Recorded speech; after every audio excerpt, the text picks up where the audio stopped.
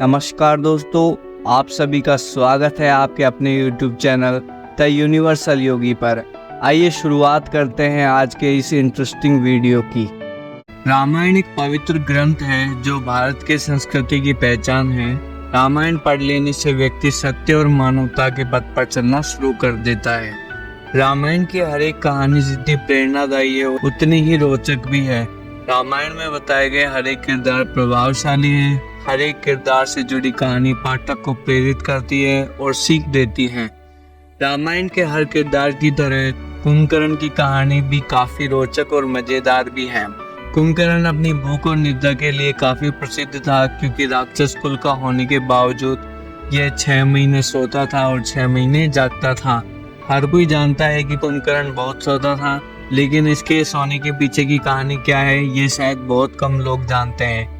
और आज के इस वीडियो में हम आपको रामायण के कुंभकर्ण की नींद की कहानी बताने वाले हैं कि आखिर किस कारण उसे 6 महीने तक सोने का श्राप मिला। आइए जानते हैं। कुंभकर्ण बहुत ही विशालकाय शरीर वाला बुद्धिमान और ताकतवर राक्षस था। इसकी ताकत के सामने तो भगवान इंद्र भी डरते थे। कुंभकर्ण को हमेशा से ही खाने का बहुत शौक था।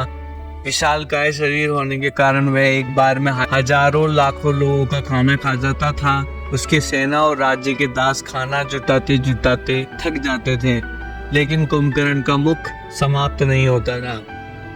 कुंभकर्ण ने सोचा कि यदि भगवान ब्रह्मा की तपस्या करे और उनसे वरदान में स्वर्ग का सिंहासन मांग ले तो जीवन भर उसे पेट भर के खाना खाने को मिलेगा।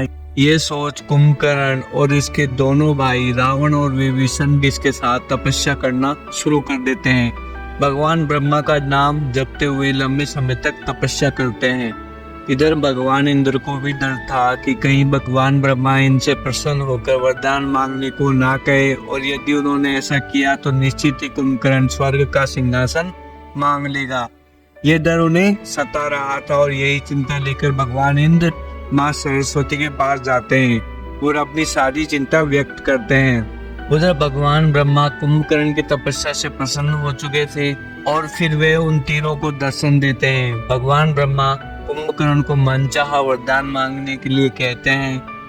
कुंभकर्ण वरदान के रूप में इंद्रासन मांगने वाला होता है कि माँ सरस्वती उसकी जीवा पर विराजमान होकर इंद्रासन के बजाय निंद्रासन बुलवा देती है।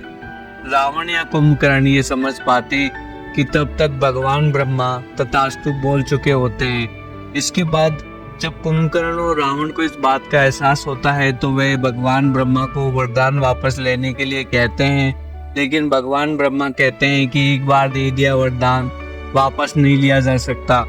इधर कुंभकर्ण को भी अपनी गलती का एहसास हो जाता है।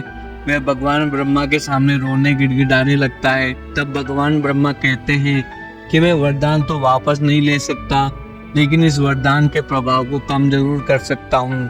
हमेशा निद्रा में रहने के बजाय अब तुम 6 महीने जागोगे और 6 महीने निद्रा में रहोगे। जिसके बाद से कुंभकर्ण 6 महीने तक नींद में रहता था और फिर 6 महीने जागने के बाद पेट भरकर खाना खाता था। यही कहानी थी कुंभकर्ण के निद्रा की। धन्यवाद दोस्तों हमारे वीडियो को देखने के लिए। अगर आपको हमारा वीडियो पसंद आया है तो कृपया लाइक, शेयर, कमेंट्स और हमारे चैनल को सब्सक्राइब करना ना भूलें।